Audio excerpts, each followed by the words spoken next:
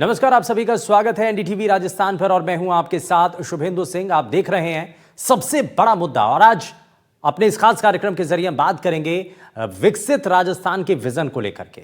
बात 2024 में, लेकिन बात हो रही है 2047 की। कैसे राजस्थान को विकसित राजस्थान बनाया जाएगा, उस पर सरकार क्या 9 बड़े कदम लिए हैं, 9 पॉलिसीज क्या हैं, आज बात इसी पर।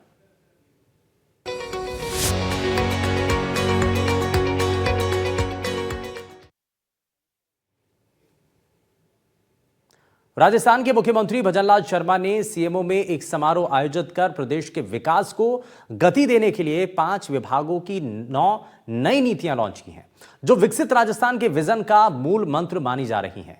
Rising Rajasthan global investment summit में पीएम नरेंद्र मोदी और देश दुनिया भर से उद्योगपतियों, निवेशकों के आगमन से पहले सीएम भजनलाल शर्मा की ओर से लॉन्च की गई 9 नीतियां राजस्थान के लिए बेहद महत्वपूर्ण हैं, क्योंकि ये निवेश का आधार बनेगी। सरकार ने राजस्थान की नई एमएसएमई नीति 2024, निर्यात संवर्धन नीति, एक जिला एक उत्पाद यानी कि ओजीओपी नीति, पर्यटन इकाई नीति, एकीकृत स्वच्छ ऊर्जा नीति, खनिज नीति, एमसेन नीति, एकीकृत क्लस्टर विकास योजना और एवीजीसी एंड एक्सआर नीति 2024 लॉन्च की है।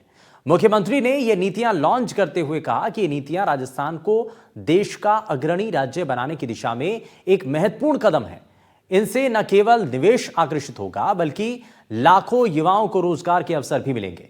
इन नीतियों में नवाचारों और नए प्रयोगों का समावेश किया गया है, जिससे प्रदेश की आर्थिक प्रगति, समृद्धि और रोजगार सृजन सुनिश्चित होगा।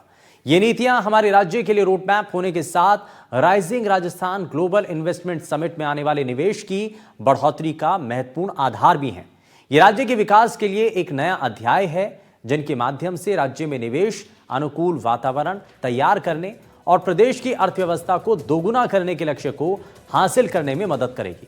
वहीं मुख्यमंत्री भजनलाल शर्मा ने उद्योगपतियों और निवेशकों से प्रदेश की विकास यात्रा में भागीदार बनने का आह्वान करते हुए कहा कि हमारा संकल्प विकसित राजस्थान का है और ये नीतियां उस दिशा में हमारी प्रतिबद्धता को दर्शाती हैं।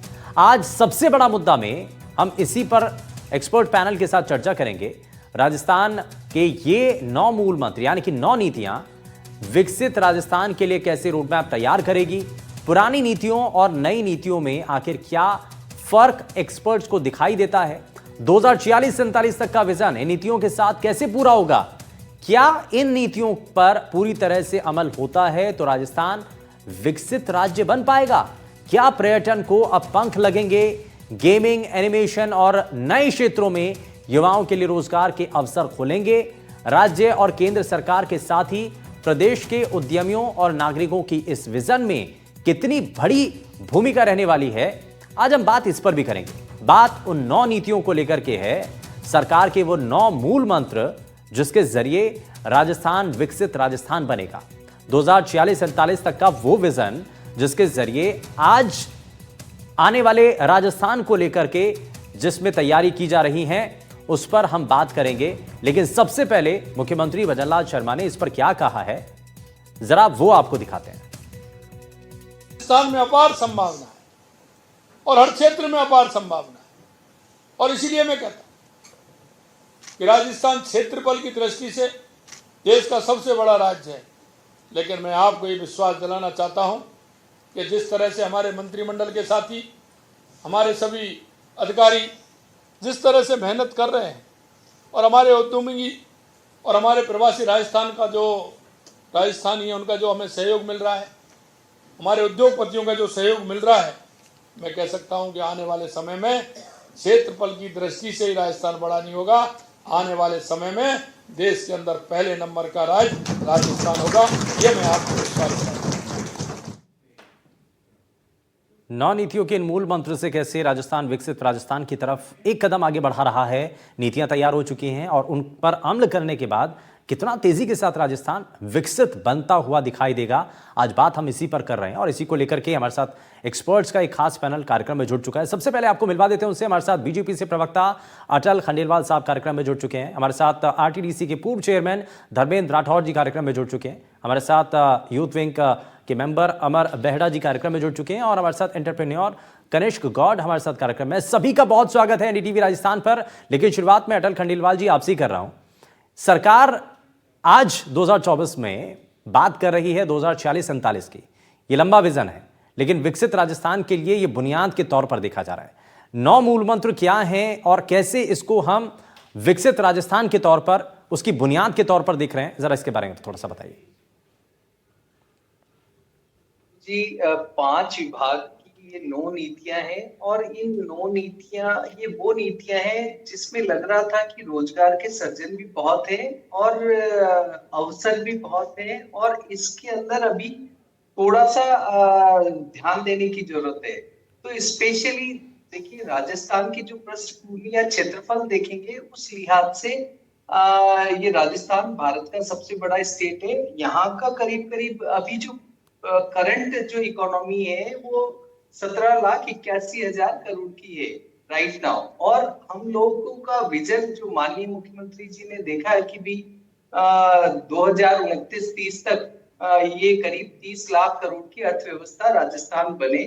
इसपे अभी देखिए, एग्रीकल्चर स्टेट के रूप में राजस्थान का सबसे ज्यादा जीडीपी में योगदान है राजस्थान की अपनी जीडीपी के अंदर। सेकंड नंबर करीब 24% के आसपास सेकंड टूरिज्म में है, लेकिन खनिज में 3.4 है, जिसको माननीय मुख्यमंत्री जी भी चाहते हैं कि हमारे यहाँ पर बहुत सारा खनिज अवेलेबल है, तो इसको किसी भी तरीके से हम 5% तक 2029-30 तक ले जाए और 2046-47 तक ये जीडीपी में 8% तक का योगदान करे राजस्थान की जीडीपी में। इसी तरीके से देखिए, राजस्थान का अपना एक मतलब अग्रणी स्टेट बनाने के लिए राजस्थान के अंदर उत्कृष्ट कला और संस्कृति के बहुत सारी प्रोडक्ट्स हैं जो इसके लिए उन्होंने एक जिला एक उत्पाद नीति बनाई। एक जिला एक उत्पाद नीति, हालांकि वैसे देखो तो ये गुजरात में पहले से है, जैसे मोरबी है वो टाइल्स के लिए कई राज्यों के अंदर चल रही है और इसका बड़ा असर भी दिखाई चल रही है, लेकिन राजस्थान ने अभी तक इसको अपनाया नहीं था। राजस्थान में भी बहुत सारी ऐसी क्षेत्र है जहां पर कृषि, शिल्पकार, इस तरह की जो कि अनोखे हैं, बहुत विशिष्ट हैं, उनकी कलाकृतियां विशिष्ट हैं। तो यदि वो क्षेत्र की हवा पानी भी उसको योगदान देती है, तो अगर उसको एडमिनिस्ट्रेटिव लेवल पे, मार्केटिंग लेवल पे उसको अवसर प्रदान किया जाए उस क्षेत्र को, उस चीज को डेवलपमेंट के लिए, उस उत्पाद के डेवलपमेंट के लिए, और उसकी मार्केटिंग प्रॉपर की जाए, उसको जो फाइनेंशियल रिक्वायरमेंट प्रॉपर की जाए और उस प्रोडक्ट को उत्कृष्ट बनाया जाए, तो उसका राष्ट्रीय व अंतरराष्ट्रीय स्तर पर बहुत बड़ा योगदान होने वाला है। पर्यटन क्षेत्र में भी ऐसे ही, हालांकि पर्यटन क्षेत्र राजस्थान में आप सभी को पता है कि इतिहास राजस्थान का बहुत बढ़िया है और उत्कृष्ट है, संस्कृति बहुत बढ़िया है।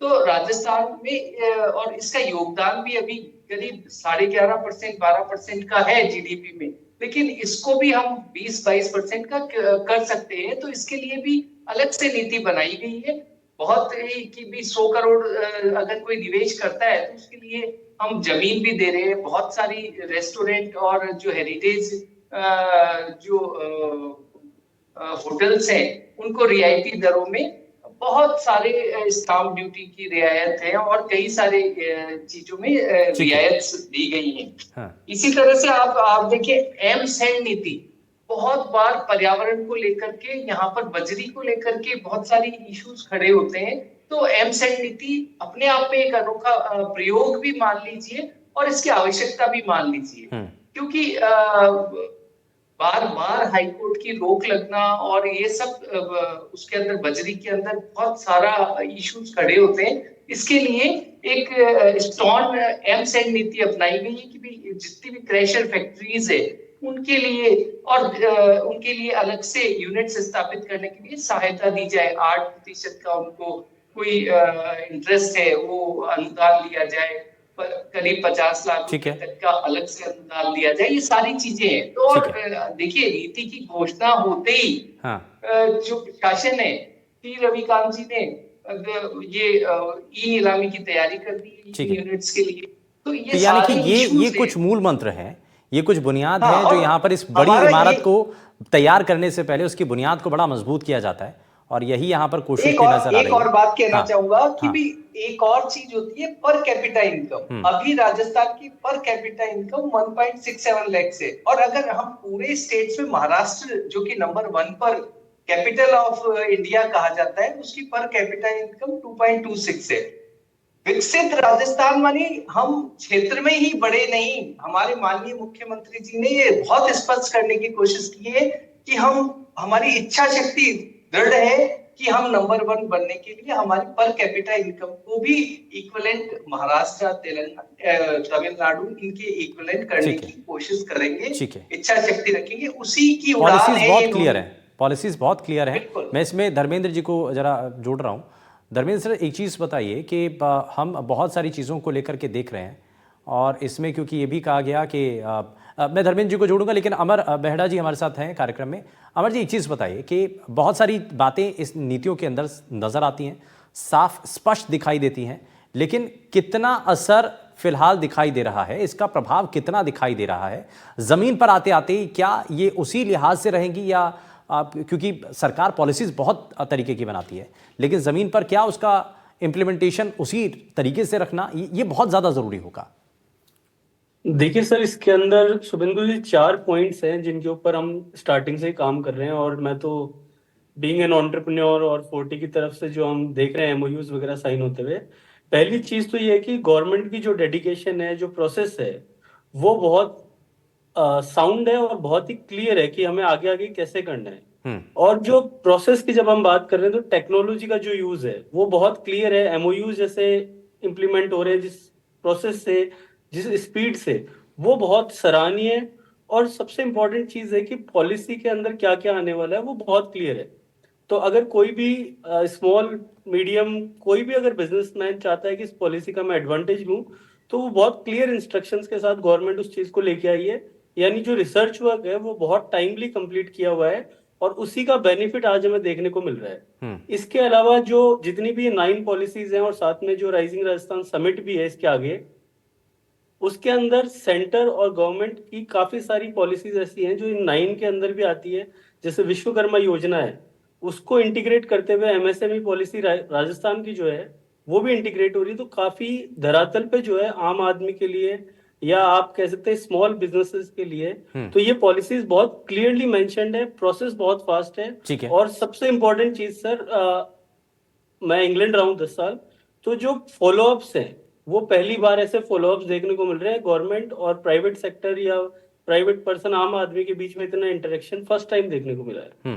ठीक है, यानी कि इसका इम्प्लीमेंटेशन किस तरीके से होगा? हालांकि पॉलिसीज बहुत क्लियर हैं, लेकिन उसका लाभ किस तरीके से मिलेगा, मैं ज़रा उसको भी जानूंगा, क्योंकि एंटरप्रेन्योर भी हमारे साथ हैं। लेकिन मैं अमर जी एक चीज़ और जानना चाह रहा हूँ, इसमें थोड़ा सा इसके बारे में बताइए कि भाई सरकार का विज़न तो पूरा पूरा साफ है। अभी कहा जाता है कि विदेशी निवेश आएगा, राइजिंग राजस्थान समिट भी हो रहा है, बहुत सारी कंपनीज इन्वेस्ट करने के लिए तैयार हैं, लेकिन इसमें राजस्थान के लोगों को क्या बेनिफिट होने जा रहा है? युवाओं के मन में एक बड़ा डाउट रहता है। हालांकि सरकार भी कह रही है कि भाई इससे बहुत हद तक नौकरियां बम्पर तरीके से मिलने जा रही हैं, और इसका इंतजार बस कीजिए, शुरुआत होने जा रही है। तो कैसे वो लोगों को कनेक्ट कर रहा है? भाई युवाओं के लिए कितनी बड़ी अपॉर्चुनिटी है सर, अगर मैं इसको शुभेंदु जी आपको बताऊं तो ये जो राइजिंग राजस्थान समिट है या ये जो पॉलिसीज हैं, ये एक तरीके से सेतु का काम करने जा रही है।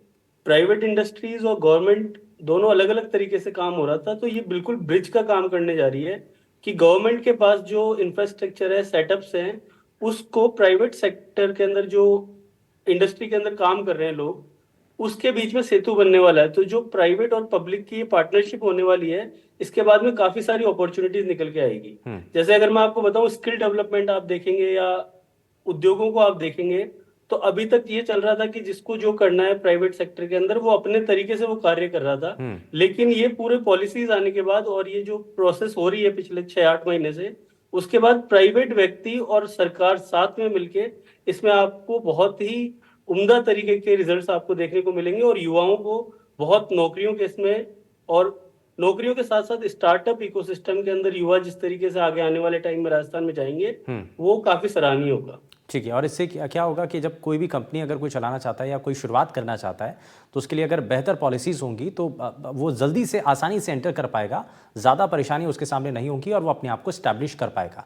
अब इसका असर क्या होगा, जितने लोग हैं आसपास के उनको भी काम मिल सकेगा, तो इससे बहुत सारी जो चेन सिस्टम है वो शुरू हो जाता है और ये एक इसका छोटा रूप है। मैं कनिष्क कौर को इसमें जोड़ रहा हूँ और कनिष्क, सबसे पहले आपका मैं इस पर रिएक्शन लेना चाह रहा हूँ। सरकार की जो पॉलिसीज़ हैं ये कितना मैटर करती हैं? अगर कोई इनिशिएट लेना चाहता है, पहले तो हर किसी के मन में डाउट रहता है भाई शुरुआत करें कि नहीं करें, बहुत सारी अड़चनें आएंगी, लेकिन अब उस प्रोसेस को बहुत ज़्यादा ईजी कर दिया जा रहा है। तो आपको लग रहा है कि इससे और ज़्यादा निवेश करने के लिए जो राजस्थान के जो युवा हैं वो भी इसमें आगे बढ़ेंगे? जी बिल्कुल। राजस्थान में नेचुरल रिसोर्सेज बहुत हैं, पर अभी तक गवर्नमेंट की ऐसी स्कीम बहुत ज़्यादा नहीं आई है जिससे विदेशी निवेशक राजस्थान में आके इन्वेस्ट कर सके।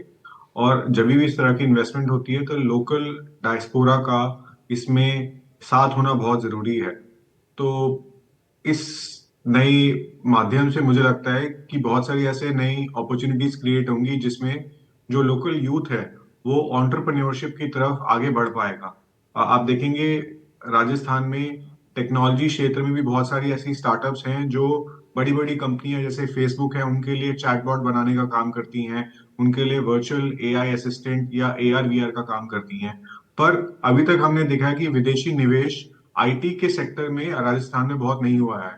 बहुत कम ही कंपनियां हैं जिन्होंने राजस्थान में आके बड़े बड़े सेटअप लगाए हैं। बट अब ये जो नई नीतियां आ रही हैं, मुझे इसको देख के लगता है कि ना कि सिर्फ आईटी के क्षेत्र में बल्कि मैन्युफैक्चरिंग के क्षेत्र में, मिनरल रिन्यूएबल एनर्जी के क्षेत्र में इसमें बहुत ज्यादा बढ़ावा मिलेगा राजस्थान को। आप देखेंगे सोलर एनर्जी जिसके के लिए प्रधानमंत्री मोदी जी ने इतनी बार बात करी है और बहुत सारे नए प्लांट लग रहे हैं, वहां पे बहुत ज्यादा उत्पादन हो सकता है। पर उसके लिए पब्लिक प्राइवेट पार्टनरशिप की जरूरत है जिसमें राजस्थान भारत का एक नंबर एक स्टेट बन सकता है रिन्यूएबल एनर्जी के लिए।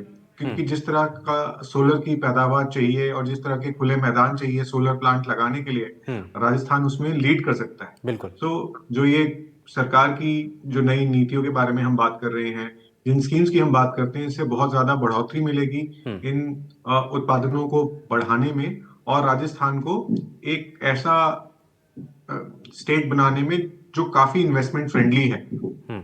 ठीक है, मैं इसमें अटल जी के पास वापस से जा रहा हूँ। अटल जी, एक चीज़ बताइए, हमने अलग अलग पॉलिसीज है इसमें, है ना, लेकिन इसमें सबसे ज़्यादा प्रभावी आपको क्या लगता है कि जो राजस्थान के लोगों को कनेक्ट करेगी? भाई बहुत सारी पॉलिसीज ऐसी हैं जिसमें विदेशी निवेशकों को लाने के लिए उनके लिए बहुत सरल सिस्टम किया गया, लेकिन कौन सी ऐसी पॉलिसी ज़्यादा आपको इफेक्टिव नज़र आती है जो राजस्थान के लोगों के लिए ज़्यादा फायदेमंद साबित होगी या उससे ज़्यादा वो इन्वेस्ट कर सकेंगे?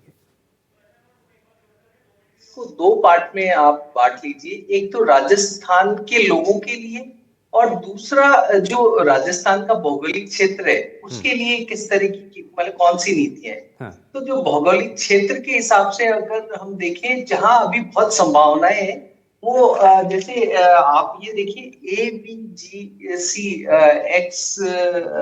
नीति है जो कि आईटी सेक्टर के लिए है, जिसमें कि राजस्थान सबके बहुत सारी यूथ सर्विस देने के लिए आउट ऑफ स्टेट और इनफैक्ट इंटरनेशनल मार्केट में भी जा रही है। तो अब ऐसा होगा कि आईटी कंपनीज, क्योंकि आईटी कंपनी कहते हैं राजस्थान में पानी को लेकर के थोड़े से इश्यूज है, बट आईटी कंपनी को पानी चाहिए नहीं, उसको बिजली चाहिए। और राजस्थान में आईटी कंपनी की एस्टेब्लिशमेंट की बहुत ज्यादा संभावनाएं हैं। वो दिल्ली के नजदीक होने के कारण और ज्यादा इसमें गुड़गांव, आप देखिए गुड़गांव की तो कायाकल्प केवल आईटी सेक्टर ने कर दी, फरीदाबाद भी इसी तरीके से, नोएडा भी ऐसे ही है। तो राजस्थान में बहुत संभावना है। दूसरी संभावना है ऊर्जा को लेकर के।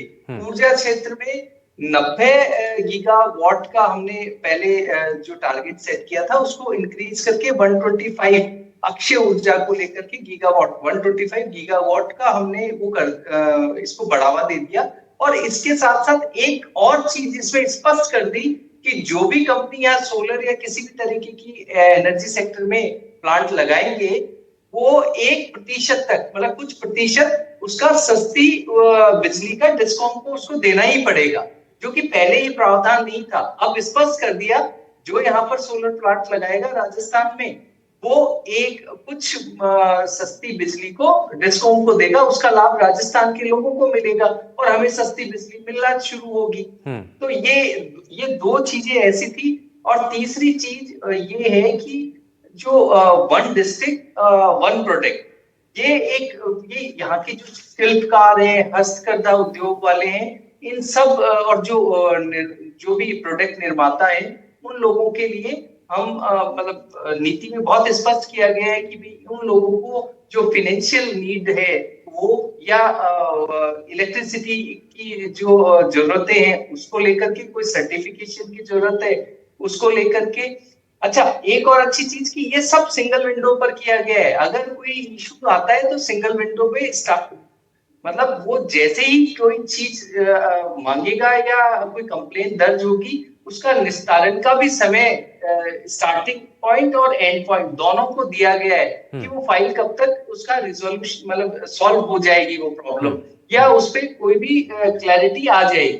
तो ये सारी चीजें दी गई है और राजस्थान के लोगों को अभी यही चाहिए कि भी खनिज, एक चौथा राजस्थान का अपना खनिज 83 तरीके के खनिज है, उसमें से 50-52 तरीके के खनिज का व्यवसाय होता है। अब जैसे ही खनिज नीति में ये बदलाव लाया गया है, तो आप देखिए करीब 50 सेक्टर्स के ये अलॉटमेंट्स किए जाएंगे खनिज को लेकर के। बकायदा ये स्पष्ट कर दिया गया है कि 50 अलग अलग जगह बनाई जाएगी जहां पर की इस तरह की माइंस वगैरह के अलॉटमेंट होंगे। तो इससे ये जब इस तरह की स्थिति होती है तो वहां के लोकल जो व्यक्ति है उनको रोजगार मिलता है। खनिज से ये मानना है कि 50 लाख रोजगार तो 5 साल के अंदर, और 26 जो हमारा 2046-47 का विजन है, उसमें 1 करोड़ नौकरियों का सृजन होगा। यानी कि इससे बहुत हद तक जो राजस्थान के युवा हैं उनको बहुत ज्यादा फायदा मिलने की इसमें संभावना फायदा मिलेगा। मैं इसमें हमारे साथ आरटीडीसी के पूर्व चेयरमैन धर्मेंद्र राठौर जी भी हमारे साथ जुड़े हैं। धर्मेंद्र सर, मैं जरा जल्दी से इस पर एक आपसे रिएक्शन लेना चाह रहा हूँ कि भाई जिस विजन के बारे में चर्चा हो रही है, आपको लग रहा है इसमें सबसे बड़ी चुनौती क्या नजर आ रही है? क्योंकि इतना बड़ा माइलस्टोन सेट किया गया है, मतलब आपको इतनी लंबी दूरी का सफर तय करना है, इसमें कुछ परेशानियां भी आएंगी, कुछ चुनौतियां भी होंगी। सबसे बड़ी चुनौती आपको क्या नजर आ रही है? जी, आवाज आ रही है मेरी? जी, आपकी आवाज आ रही है। आवाज आ रही है? जी, आपकी आवाज मिल रही है सर, बताइए। मेरे थोड़ा टेक्निकल प्रॉब्लम आ रही है, फिर भी मैंने जो आपकी डिबेट में मैं शामिल होके बहुत अच्छा लग रहा है। और जिस ढंग से राजस्थान के मुख्यमंत्री जी, राजस्थान के पर्यटन मंत्री जो डिप्टी सीएम भी हैं, वो जितना इस राइजिंग राजस्थान का प्रचार प्रसार कर रहे हैं, ऐसा अगर ये जमीन पे उतर जाए तो इससे सुंदर बात कुछ नहीं होगी। हाँ। MOU जितने होते हैं उतने धरातल पे उतर नहीं पाते हैं। मैं तो इतना ही कहूँगा इस ऐसे मौके पे, हमारी शुभकामनाएं हैं राइजिंग राजस्थान को, तो कि राजस्थान में इन्वेस्टमेंट ज़्यादा से ज़्यादा मिले और यहाँ जो जमीनी हकीकत पे कुछ जमीन पे उतर पाए। हालांकि हमें ये लग रहा है जितना प्रचार प्रसार किया जा रहा है वैसा कुछ निकलने वाला है नहीं, क्योंकि मैं आरटीडीसी का चेयरमैन करीब 2 साल रहा हूँ। आरटीडीसी में जो काम, जो नवाचार, जो उस वक्त अशोक गहलोत जी मुख्यमंत्री थे, हमारी सरकार थी, तब जो हुआ वो काम अब करीब करीब वहाँ आरटीडीसी की हालत वापस खस्ता हो रही है। तो जब आरटीडीसी के फंड्स की कमी हो रही है, उसकी होटलों का जो जीर्णोद्धार हमने किया उसके आगे और जीर्णोद्धार होना चाहिए था। हमारे वक्त में जितने भी प्रोजेक्ट जो टूरिज्म के बड़े प्रोजेक्ट थे, जिसमें ढोलामारू टूरिस्ट कॉम्प्लेक्स जैसलमेर का बड़ा प्रोजेक्ट था, उस पर भी अभी कुछ आगे काम नहीं हो रहा है। जितने माइस बने, माइस पे भी कोई काम नहीं हुए। इंटरनेशनल गोल्फ कोर्स की हमने, हमारे मुख्यमंत्री जी ने बजट में घोषणा की, उसको भी इन्होंने करीब करीब रोक दिया है। तो हम तो ये कहेंगे, और सबसे बड़ा जो फैसला हमारी सरकार के वक्त होटल को इंडस्ट्री का दर्जा दिया, वो बहुत बड़ा फैसला था। अब हालांकि कुछ छोटी मोटी और रियायतें जरूर मिली है। खैर ठीक है, बहुत शुक्रिया धर्मेंद्र जी, आप हमारे साथ जुड़े। और लेकिन एक चीज़ यहाँ पर साफ नजर आ रही है कि भाई सरकारें बदलती हैं, हर सरकार का अपना विजन होता है, लेकिन अब बहुत सारी उम्मीदें हैं क्योंकि नई सरकार के साथ नए सपने भी हैं और एक नए रास्ते पर सरकार जब चलने की कोशिश कर रही है तो उम्मीदें जाहिर तौर पर होनी चाहिए। खैर बहुत शुक्रिया सभी खास मेहमान हमारे साथ कार्यक्रम में जुड़े, अटल जी, धर्मेंद्र जी, अमर बेहड़ा जी और साथ ही कनिष्क गौड़ हमारे साथ जुड़े कार्यक्रम में शामिल हुए। लेकिन राजस्थान के विजन 2047 को लेकर जो बुनियाद तय की गई है ये कितना मजबूत रहती है और इस बुनियाद के आधार पर कितनी बड़ी इमारत विकसित राजस्थान को लेकर के तैयार होती है, इस पर सभी की नजर है। यार रुकिए एक छोटे से ब्रेक के लिए, आप कहीं मत जाइएगा, बने रहिए एनडीटीवी राजस्थान के साथ। नमस्कार।